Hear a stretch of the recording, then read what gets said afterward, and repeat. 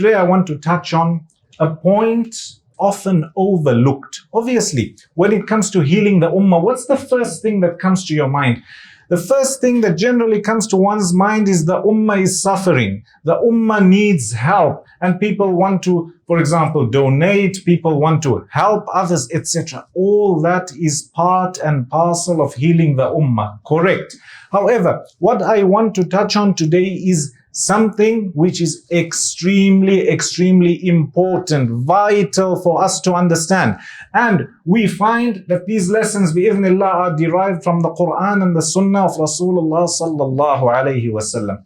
What I want to talk about today is the importance of infrastructure in Muslim societies, the importance of developing systems, the importance of planning. Where do we get this from as Muslims? We get it from the Quran and the Sunnah of Rasulullah sallallahu alayhi wasallam. I want you to go to what's known as the best story in the Quran. Whose story is the best in the Quran? Who knows? Yusuf alayhi salam. Allah Jalla wa Ala, in the story of Yusuf alayhi salam, mentions many different aspects of the story. The one I want to touch on is Yusuf alayhi salam is in prison. And the person who was saved, the person whose dream was interpreted and told that you will be saved and you will serve the king. He is in the palace of the king and eventually the king sees a dream. Nobody knows the interpretation. What does he do? He goes to Yusuf alayhi salam, who is still in prison, because he remembers that one day this man interpreted my dream and what he said came true. So surely he has an explanation. He comes to Yusuf alayhi salam, he narrates to him the dream of the king. What does Yusuf alayhi salam do? We all know he gives him the interpretation, right or wrong? He gives him the interpretation. Now ponder and focus on the interpretation itself. What is it? Yusuf alayhi salam is telling them that there's so many years that are going to come. 7 years of goodness that are going to come. And then 7 years of difficulty that are going to come. So what should you do? You should plan for those years. Whatever you grow, whatever you harvest, eat what you need, because there's times of difficulty ahead. What was he telling them? What was he teaching them? What knowledge did Allah give him to give his people? The importance of planning, the importance of thinking years ahead, the importance of having resources and infrastructure to serve the community. Eventually, the interpretation of the dream reaches the king. He is so impressed, so impressed. He wants Yusuf alayhi salam. He calls for him. Yusuf alayhi salam doesn't go immediately. He wants to clear his name. Eventually, when he reaches, okay, his name has been cleared. His name has been cleared. And Allah Jalla wa Ala says, فَلَمَّا كَلَّمَهُ قَالَ إِنَّكَ الْيَوْمَ لَدَيْنَا مَكِينٌ أَمِينٌ. The king speaks to Yusuf alayhi salam and assures him that don't worry, today you are with us, a person who will have position. You are in safe hands, good hands. What does Yusuf alayhi salam say? Ponder over it. He's a Nabi of Allah subhanahu wa ta'ala, a prophet of Allah. What does he ask for? He says, قَالَ جَعَلْنِي عَلَى خَزَائِنِ الْأَرْضِ إِنِّي حَفِيظٌ عَلِيمٌ.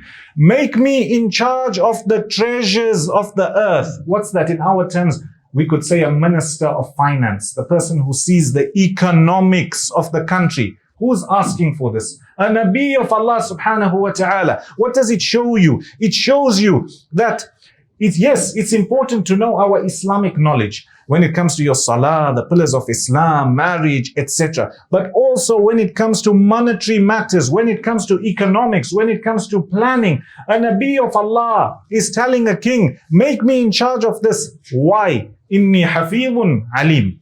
I'm somebody who is honest, trustworthy, and I'm somebody who has knowledge about this. A Nabi of Allah subhanahu wa ta'ala had knowledge about planning, knowledge about money, knowledge about economics, knowledge about infrastructure. And we all know that Yusuf alayhi salam is then put in charge. Another Nabi of Allah subhanahu wa ta'ala, who was Sulaiman alayhi salam. Allah Jalla wa Ala makes mention of his story in various verses in the Quran. In one verse, Allah Jalla wa Ala says, وَلِسُلَيْمَانَ الرِّيحَ غُدُوُّهَا شَهْرٌ وَرَوَاحُهَا شَهْرٌ. He's speaking of how he blessed Sulaiman alayhi salam. One of the things he was given was control of the winds, as well as control of some of the jinn. And he had a large army. He had people who could serve him. What did they do in the service of Sulaiman alayhi salam? Allah Jalla wa Ala says, يَعْمَلُونَ لَهُ مَا يَشَاءُ من محاريب وتماثيل وجفان كالجواب وقدور الراسيات.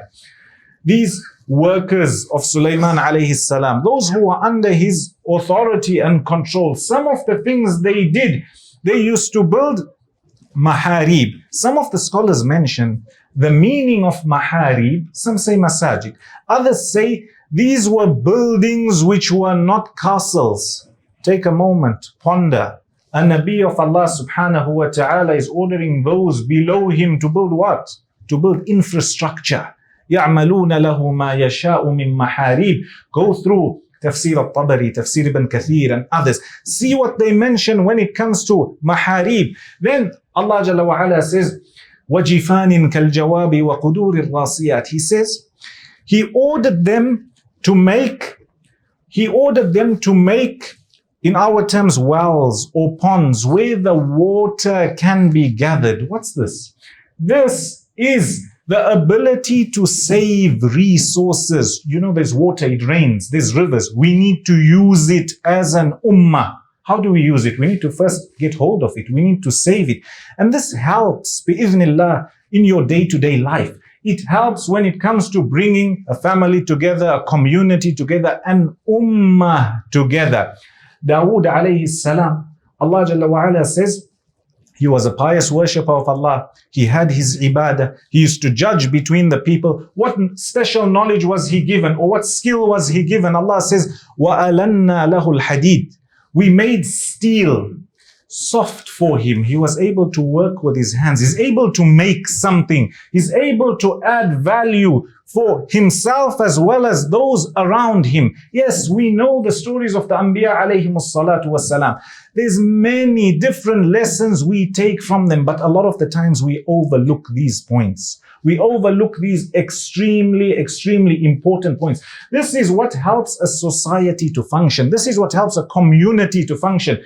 And this is what helps the ummah, bi'idhnillah, to function. Look at Rasulullah sallallahu alayhi wasallam. We all know that he went through difficulty and hardship, especially at the beginning of his message. We all know about his ibadah. We all know about his salah, his recitation of the Quran, how he was a kind person to others, etc. All very important aspects. Often overlooked is how intelligent Rasulullah sallallahu alayhi wasallam was when it came to resources which were required for the community. When the Messenger sallallahu alayhi wasallam reaches Medina, one of the first things he does, he establishes Masjidun Nabawi. How does he establish it? He goes to a tribe known as Banu Najjar were in Medina.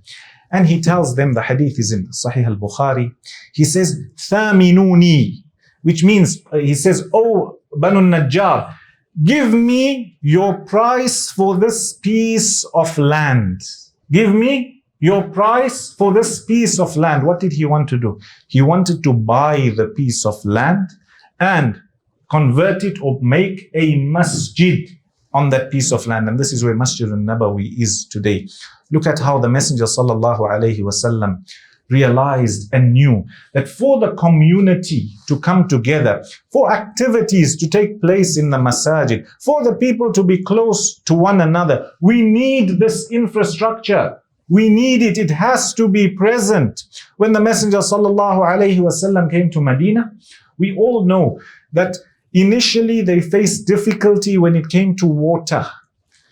When it came to the well, there was somebody who owned a well, and he would charge the Muslims large amounts of money, exorbitant amounts of money in order to get water. What does the Messenger sallallahu alayhi wasallam do? He says, whoever buys the well from this person, for him will be Jannah. Uthman radiallahu anhu buys the well and he's promised Jannah. And a side note, Uthman radiallahu anhu is promised Jannah on many different occasions, as well as some of the other Sahaba radiallahu anhum. Now take a moment to ponder and reflect. Rasulullah sallallahu alayhi wasallam, being the leader of the community, he understood and realized, yes, there is salah, there is zakah, there is ibadah, etc. But we are in need of this basic necessity. So somebody needs to buy the well. Uthman radiallahu anhu buys the well and he makes it a waqf for the Muslimin. And we find that he is promised Jannah. How does this benefit us? We learn the importance of getting resources, putting resources and providing facility for the community to come together. The Messenger sallallahu alayhi wasallam, again in Medina, when the Muslimin reached, there was marketplaces that belonged to the non-Muslims. For the Muslims to sell in these marketplaces, they were charged large amounts of fees. In our terms, it was like a tax. So the Messenger sallallahu alayhi wasallam realized that the Muslimin need a place where they can buy and sell without these exorbitant fees. What does he do? He gets a piece of land and he makes it a waqf. In some of the hadith, it's mentioned that he stamped his foot and he says, هَذَا سُوقُكُمْ. This is your marketplace. In it, you're able to buy and sell freely. What's the lesson that we're touching on? We need these pieces of infrastructure. We need these facilities to help the community, to help the ummah. Bi'idhnillah, if we have that, you will find that bi'idhnillah, we will not only be able to heal as an ummah, but we will be able to excel as an ummah. Look at how there was one time where the Muslimun, all the Muslims in the whole world, you could have counted them on your one finger. On one finger. Very, very few. And eventually the religion spread. We all know the sacrifices. We all know about the acts of worship. But often overlooked is the intelligence as well as the resources that were acquired and utilized in order for the Muslimun to benefit. My beloved brothers and sisters in Islam, if we want to heal the ummah, something which is extremely important for us to address is our infrastructure, bringing the community together, the facilities we offer, etc. And mashallah, going through the masajid of Canada, I was extremely impressed by what's offered by the masajid. And as the youth, as well as the musallis of these masajid, it's your duty to make the most of these facilities. These are ni'am and bounties that Allah subhanahu wa ta'ala has granted you. There are those who don't have. There are those who've not been given this. You find that here when you come to the masjid, bi'idhnillah, there's good company, you're able to do your salah, your acts of worship, there's programs, etc. There are those who don't have these opportunities. There are those who don't have the good company that you currently have. Make the most of it. And bi'idhnillah, by using these gifts of Allah subhanahu wa ta'ala in a way that pleases Him, Allah will increase you in bounty. Ponder over the Quran, ponder over the Sunnah of Rasulullah sallallahu alayhi wasallam.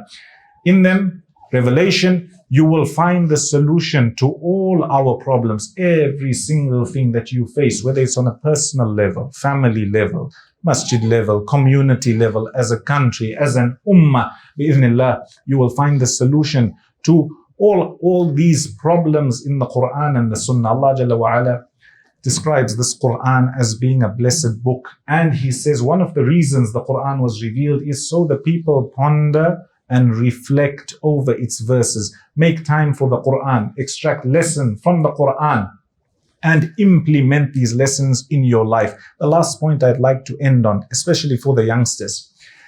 Allah Jalla wa Ala, He tells us in the Quran, there's a verse in the Quran in Surah Al-Ma'idah, revealed to the Messenger sallallahu alayhi wasallam in the farewell Hajj. Allah says, Al-yawma akmaltu lakum dinakum.